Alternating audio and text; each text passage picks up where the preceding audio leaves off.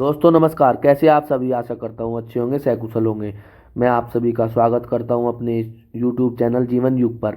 और आज हम बात करने जा रहे हैं दिलीप कुमार साहब की। आशा करता हूँ आप शुरू से आखिर तक जुड़े रहेंगे और चैनल को लाइक शेयर और सब्सक्राइब करना नहीं भूलेंगे। तो बात करते हैं शुरुआती दौर से।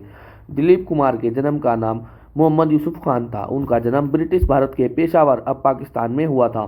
उनके पिता मुंबई में आ बसे, जहां उन्होंने हिंदी फिल्मों में काम करना शुरू किया। उन्होंने देविका रानी के कहने पर अपना नाम उस समय यूसुफ खान से दिलीप कुमार रख लिया। उनकी पहली फिल्म ज्वार भाटा थी, जो 1944 में आई। 1949 में बनी फिल्म अंदाज की सफलता ने उन्हें प्रसिद्धि दिलाई। इस फिल्म में उन्होंने राज कपूर के साथ काम किया। दीदार 1951 और देवदास 1955 जैसी फिल्मों में दुखद भूमिकाओं के मशहूर होने के कारण उन्हें ट्रेजेडी किंग कहा गया। मुगल आजम 1960 में उन्होंने मुगल राजकुमार जहांगीर की भूमिका निभाई। यह फिल्म पहले श्वेत और शाम थी और वर्ष 2004 में रंगीन बनाई गई। उन्होंने 1961 में गंगा जमुना फिल्म का निर्माण भी किया, जिसमें उनके साथ उनके छोटे भाई नसीर खान ने काम किया। 1970, 80 और 90 के दशक में उन्होंने कम फिल्मों में काम किया। इस समय की उनकी प्रमुख फिल्में थीं विधाता 1982, दुनिया 1984, कर्मा 1986, इज्जतदार 1990 और सौदागर 1991। 1998 में बनी फिल्म किला उनकी आखिरी फिल्म थी। उन्होंने रमेश सिप्पी की फिल्म शक्ति में अमिताभ बच्चन के साथ काम किया। इस फिल्म के लिए उन्हें फिल्म फेयर पुरस्कार भी मिला। वे आज भी प्रमुख अभिनेताओं जैसे शाहरुख खान के प्रेरणा स्रोत रहे हैं। कुमार की पहली फिल्म 1944 में आई ज्वार भाटा थी, जिस पर किसी का ध्यान नहीं गया। दो और असफल फिल्मों के बाद यह उनकी चौथी फिल्म जुगनू 1947 थी, जिसमें उन्होंने नूर जहां के साथ अभिनय किया, जो बॉक्स ऑफिस पर उनकी पहली बड़ी हिट साबित हुई। उनकी अगली फिल्म हिट 1948 की फिल्म शहीद और मेला थी। जुगनू और शहीद दोनों अपने अपने रिलीज के वर्ष की सबसे ज़्यादा कमाई करने वाली हिंदी फिल्में थीं। उन्हें 1949 में महबूब खान की अंदाज के साथ एक अभिनेता के रूप में उनकी सफल भूमिका मिली, जिसमें उन्होंने राज कपूर और नरगिस के साथ अभिनय किया।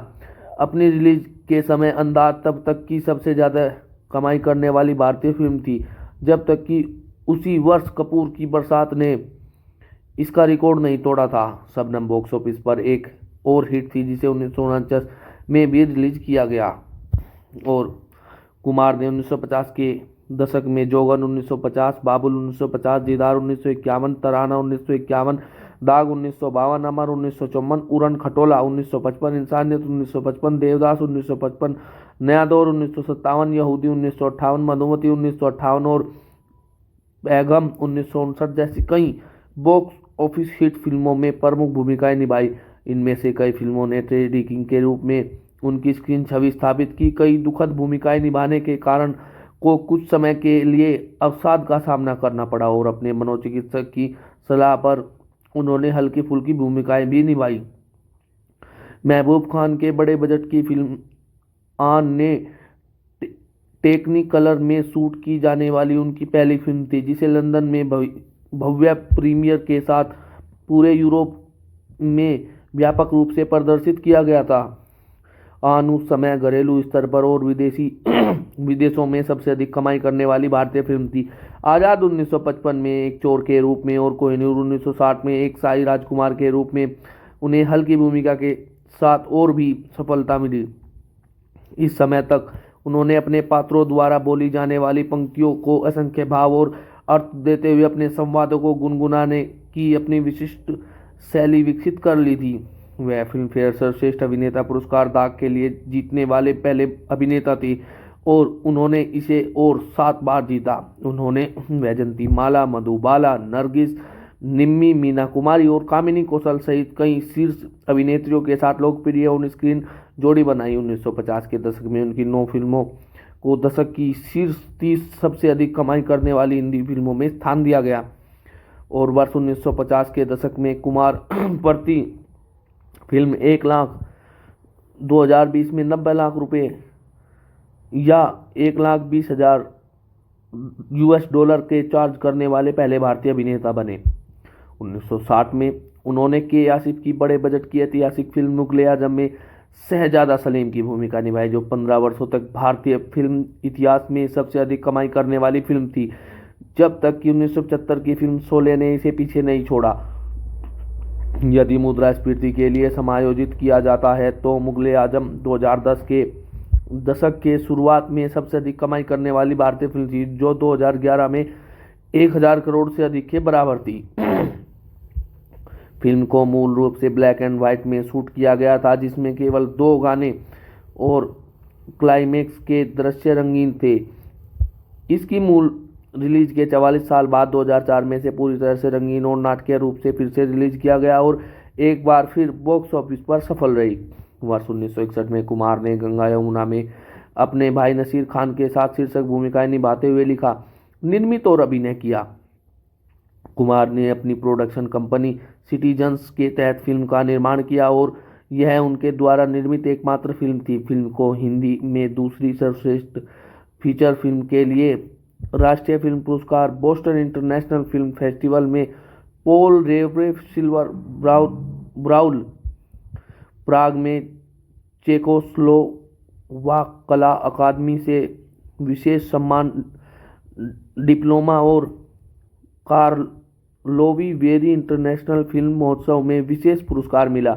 वर्ष 1962 में ब्रिटिश निर्देशक डेविड लीन ने उन्हें अपनी फिल्म लॉरेंस ऑफ अरेबिया 1962 में शेरिफ अली की भूमिका की पेशकश की, लेकिन कुमार ने फिल्म में प्रदर्शन करने से इनकार कर दिया। भूमिका अंततः मिस्र के अभिनेता उमर शरीफ के पास गई। कुमार ने अपनी बहुत बाद में जारी आत्मकथा में टिप्पणी की, उन्हें लगा कि उमर शरीफ ने इस भूमिका को उनसे कहीं बेहतर तरीके से निभाया जो मैं खुद कर सकते थे। परियोजना रद्द होने से पहले कुमार को एक फिल्म में एलिजाबेथ टेलर के साथ एक प्रमुख भूमिका के लिए भी विचार किया जा रहा था, जिस पर लीन काम कर रहे थे।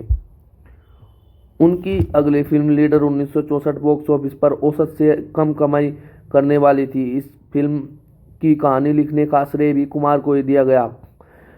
उनकी अगली फिल्म दिल दिया दर्द लिया 1966 वहीदा रहमान के साथ थी। 1967 में कुमार ने हिट फिल्म राम और श्याम में जन्म के समय अलग हुए जुड़वा बच्चों की दोहरी भूमिका निभाई। 1968 में उन्होंने मनोज कुमार और वहीदा रहमान के साथ फिल्म में अभिनय किया, जो बॉक्स ऑफिस पर औसत कमाई करने वाली फिल्म थी। उसी वर्ष उन्होंने वैजंतीमाला के साथ संघर्ष में अभिनय किया। और बात करते हैं वर्ष 1970 की। 70 के दशक में कुमार के करियर में गिरावट आई और 1970 की फिल्म गोपी उनकी एकमात्र बॉक्स ऑफिस सफलता थी। इस फिल्म ने उनकी पत्नी सायरा बानो के साथ देखा गया। उसी वर्ष उन्हें उनकी पहली और एकमात्र बंगाली फिल्म सगीना महतो में फिर से जोड़ा गया। 1972 में उन्होंने एक बार फिर दास्ता में जुड़वा भाइयों के रूप में दोहरी भूमिकाएं निभाई, जो बॉक्स ऑफिस पर असफल रही।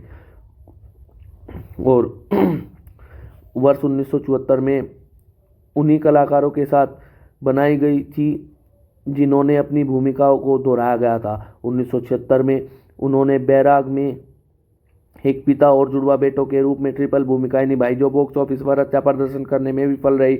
उन्होंने व्यक्तिगत रूप से M.G. रामचंद्रन के प्रदर्शन को एंगा वीट्टू पिल्लई में राम और श्याम में उनकी भूमिका से बेहतर माना। वह बैराग में अपने प्रदर्शन को राम और श्याम की तुलना में बहुत अधिक मानते हैं। हालांकि बैराग और गोपी में उनके प्रदर्शन को समीक्षकों द्वारा सराहा गया, लेकिन उन्होंने 1970 से 80 तक अभिनेता राजेश खन्ना और संजीव कुमार के लिए प्रमुख भूमिकाओं में अभिनय करने के लिए कई फिल्म प्रस्ताव खो दिए। उन्होंने 1976 से 1981 तक की फिल्मों से 5 साल का अंतराल लिया और 1990 में उन्होंने एक्शन थ्रिलर इज्जतदार में गोविंदा के साथ सह अभिनय किया। 1991 में कुमार ने सौदागर में साथी दिग्गज अभिनेता राजकुमार के साथ अभिनय किया। निर्देशक सुभाष घई के साथ उनकी तीसरी और आखिरी फिल्म थी। 1959 में आई पैगम के बाद राजकुमार के साथ यह उनकी दूसरी फिल्म थी। सौदागर कुमार की अंतिम सफल फिल्म थी। 1994 में उन्होंने फिल्मों में उनके योगदान के लिए film fair life time achievement award जीता। और वर्ष 2001 में कुमार अजय देवगन और प्रियंका चोपड़ा के साथ असर द इम्पैक्ट नामक फिल्में दिखाई देने वाले थे, जिसे कुमार के गिरते स्वास्थ्य के कारण स्थगित कर दिया गया था। वे अमिताभ बच्चन और शाहरुख खान के साथ सुभाष घई की युद्ध फिल्म मदरलैंड में भी दिखाई देने वाले थे, लेकिन खान द्वारा इस परियोजना को छोड़ने का फैसला करने के बाद इस फिल्म को भी बंद कर दिया गया था।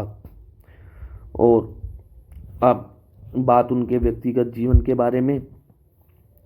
तराना की शूटिंग के दौरान कुमार को मधुबाला से प्यार हो गया था। वे 7 साल तक रिश्ते में रहे, लेकिन न्याय दौलत के मामले में कुमार ने मधुबाला और उनके पिता के खिलाफ गवाही दी, जिससे उनका रिश्ता खत्म हो गया। मुगले आजम 1960 के बाद उन्होंने फिर कभी साथ काम नहीं किया। 1950 के दशक के उत्तरार्ध में वैजंतीमाला को पत्रिकाओं द्वारा कुमार से जोड़ा गया, जिन्होंने उनके साथ किसी भी अन्य अभिनेत्रियों की तुलना में सबसे अधिक अभिनय किया, और